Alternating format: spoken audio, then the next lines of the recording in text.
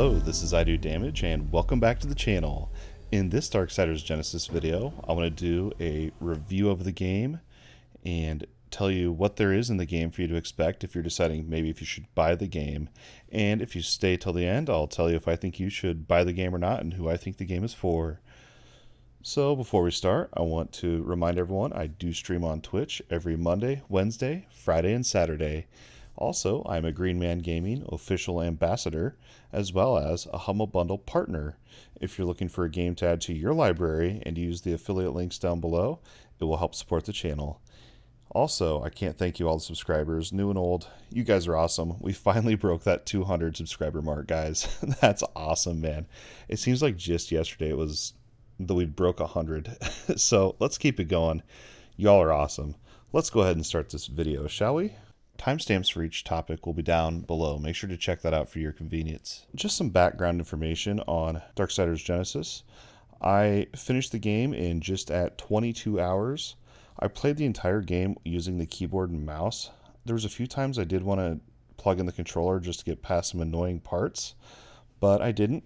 I stuck with mouse and keyboard the whole way through, and I'm pretty proud about that. Pretty much I've unlocked everything in the arena, but we'll talk a little bit more on that later. So first of all, the most important thing in any ARPG, in my opinion, is combat and overall gameplay. And let me say, that's probably the strongest point in this game, is the combat and the moment-to-moment gameplay. It's pretty crazy. Pretty much the way it works is you have two different characters. You have Strife and War. Strife is your more ranged character. He uses pistols. He's more swift and agile. And War is your more tanky, melee, up in their face type of character. Now each character has a mechanic called heat streak, and what that is the more you attack and the faster you attack, you build up this bar or this meter, and when it's full you'll go into heat streak mode, which is pretty much like an enrage or berserk mode, if you will. You just mow down mobs, you attack faster, certain skills act differently and get stronger for the duration of the heat streak, and it's really fun. It just makes it feel more rewarding getting that heat streak. And then each character, so for Strife, has different types of bullets that you can use that act differently. You have ones that burn, there's one that's a lightning and it like shocks enemies around, and then for War, he has different enhancements for his weapon. He has one that's a vampire rune, which is he can leech health, which is really good for the sustain and staying alive on the higher difficulties. He also has a lightning enhancement as well that has a chance to shock enemies. Then when you charge it up, it does a lightning attack. There's 6 of these runes per character and they do different stuff. And so there's a little bit of that there. But with Strife, I think it's important to mention that each of his bullet types do have limited ammo. So you want to kind of think ahead and plan ahead so you're not all the way burnt out of ammo before you get to where you actually need these special bullets. But he also does have a basic bullet that has infinite ammo, and you can spam as much as you want in case you do run out. And last but not least, they also have a wrath system. If you've played other ARPGs, you're probably used to like mana or energy or maybe stamina or whatever it is. On this game, it's called wrath, and you can see these yellow bars underneath the health. Each little bar is a pip, and there's different skills that cost wrath. There's a ground pound one for War. My favorite one for Strife is where he summons clones and they just mow down mobs. It's crazy, but with all this in mind, the coolest part to me for the combat is how you can swap your character on the fly. So you can just charge in with War, ground pound a few times until you're out of pips, swap back to Strife, get out, spam your clones. I mean, you can do some crazy combos like that, and it feels really good. In single player mode, having both characters is really awesome because if you die on one of them, you just change to the other one, and then you have a 20-second res timer. So you can just run around cutting mobs until the other one's back alive and then swap back. So essentially you always have an extra life, so that's pretty cool too. The last part for gameplay and combat is, I just wanted to comment, I did play co-op. This game supports up to 2-player co-op, and the biggest drawback here is there's no matchmaking, and it's just people on your friends list. I did co-op for about an hour, and I'm going to say the co-op is amazing, and I think this game, maybe in the future they'll have more content, which we'll talk about here in a little bit, but I really think matchmaking would bring a lot more to the game. But as it is right now, it's okay. It's not a deal breaker, I don't think, anyway. what would be an ARPG without cool level design and environments, right? So that's what we're going to talk about next. The level design in Darksiders Genesis feels amazing to me, and it really does. I'm not just saying that. The levels have so much verticality, they have hidden puzzles, they have hidden layers and treasures to find, and it feels really rewarding when you do. There was one area, and I'm not going to do any spoilers, but it looked like just a hole in the ground where if I just jumped down there, I'd probably just die. But, I thought it looked suspicious, so I jumped down there and I found this hidden treasure trove, and I got some pretty rewarding items out of there. The most rewarding items you're really going to find in the game are things that either give you more maximum health for your character or, kind of like Zelda, if, like heart fragments or whatever. There's no actual loot in the game, except for creature cores, which we'll talk about a little bit later on. Hidden layers are cool. The puzzles feel really rewarding. At times they can be a bit frustrating if you're not a big puzzler, but solving them and getting that final reward feels very rewarding when you actually pull it off, and it feels like you've accomplished something great. Also, the verticality that I mentioned, I just wanted to comment. I like it. You kind of want to try to get up to the highest vantage point so you can see the whole map, kind of look around.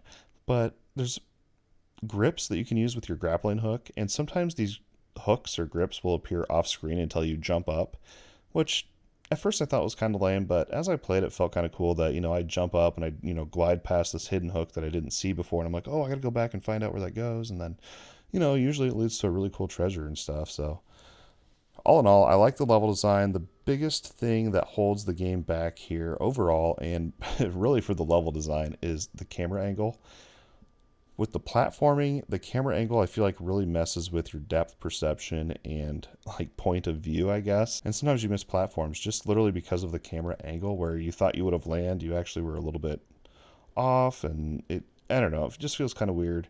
And also the camera angle at times will block out everything on your screen, which feels really weird since there's like a silhouette of your character, so it felt like maybe that was part of the plan, but all you can see is your outline of your character, and that's it, and it just really kind of breaks the immersion of the game when that occurs.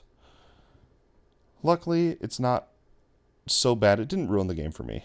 I could get past it. So we've talked about the combat and gameplay, a little bit about co-op and level design in the environments. What would an ARPG be without character customization? And I know you're probably thinking, I do damage. This is not an ARPG. This is a puzzle platformer game. Okay, well, this game is indeed an RPG. You play a role for Strife and War. You're playing roles, right? And also there is action in the game. So I would argue that indeed this is an ARPG, and it is an action RPG, right? That's what an ARPG is. Anyway, a little rant there, but I see it all the time, and I just wanted to get that point out and across to everyone.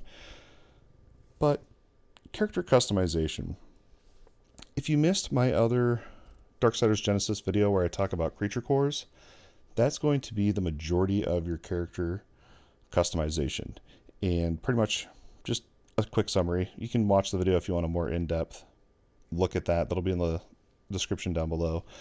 Pretty much whenever you kill an enemy, whether it be just a lobby minion or a boss, they're going to drop a core.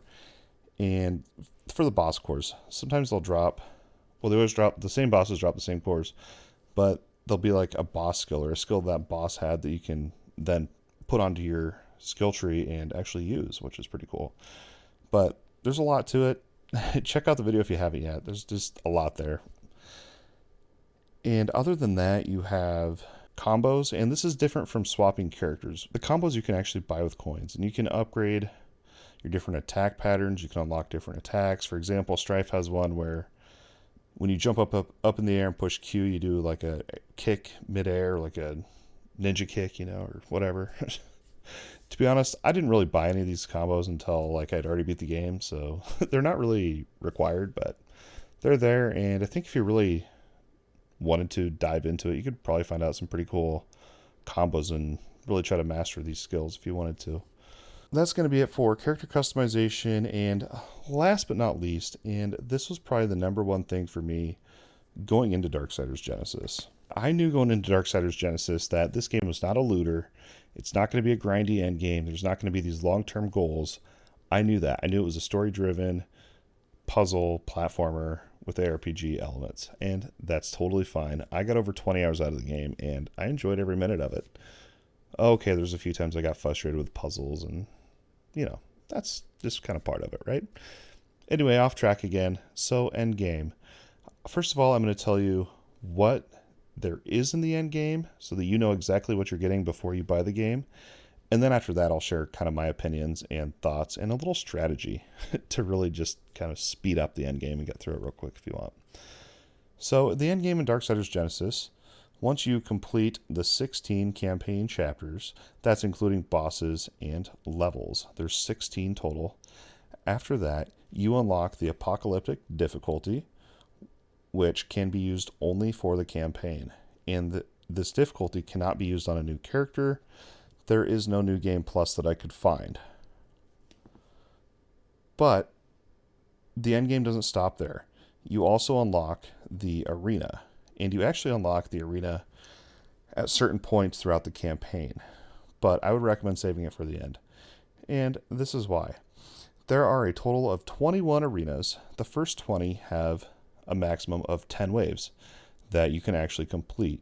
But once you've actually completed arena number 16 through 20, you then unlock an endless arena mode.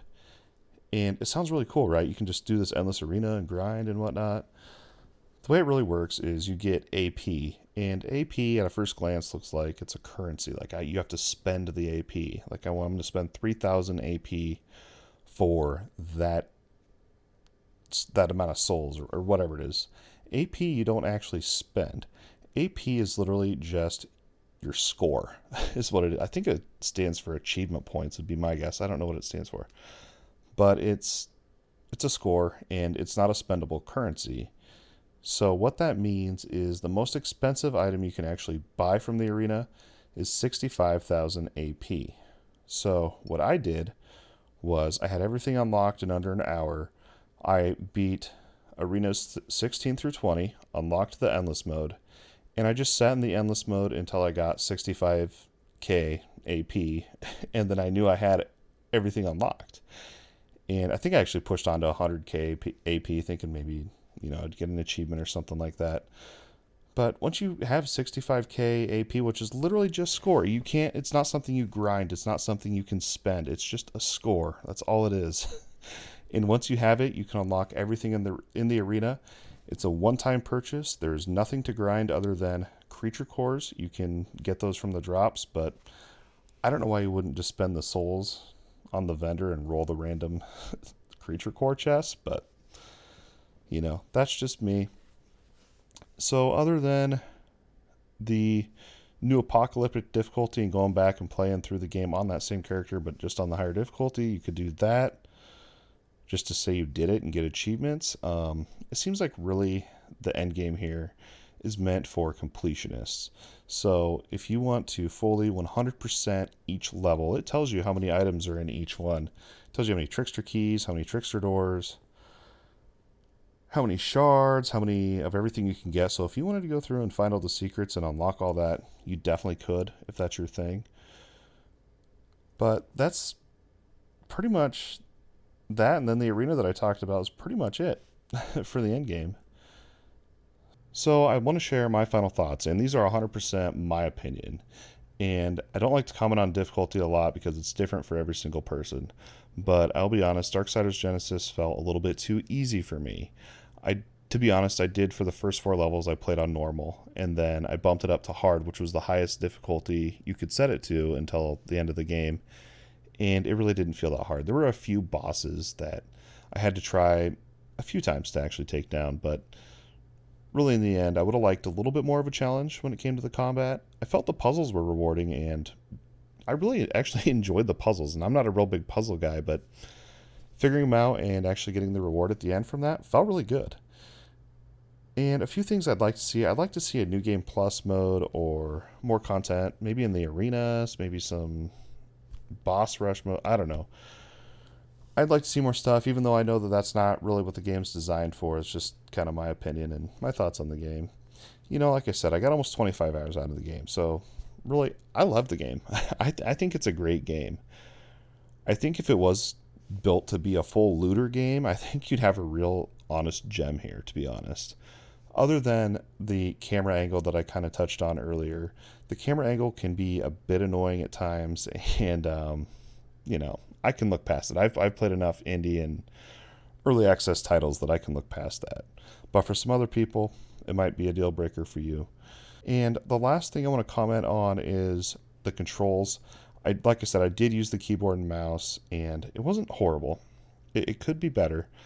And there was times where I almost just swapped to my gamepad just to get through that one puzzle or that one platforming instance. But, I stuck to the keyboard. I beat the whole game with the keyboard and mouse. Totally doable. It's fine. It's not a deal breaker for me. So with nearly 25 hours spent in the game, I could go back and 100% everything, but to be honest, that's not really of interest to me. Anyway, so you're probably wondering, is this game for me? I would recommend this game because, well, first of all, the price range is pretty good on this game for what you get, really. The combat's fun. The puzzles are rewarding. So if you like puzzles, platforming, and you're a completionist, and you also want some really good, solid combat, I would definitely recommend this game to you. If you're someone that gets fed up really easy with puzzles and does not like platforming and just doesn't have the patience to try to solve hidden puzzle type stuff, I might stay away, but honestly, I would suggest trying to struggle through just to see the combat, and it just feels so good, and the boss fights are awesome. I have to say, big thank you to Shaori for hooking me up with this game. You're awesome. You all are awesome, and as always, thanks for watching. We'll see you next time. Cause I feel like letting go. Can't express some energy. My battery's pretty low. Do you see with clarity? Gotta tell you I know.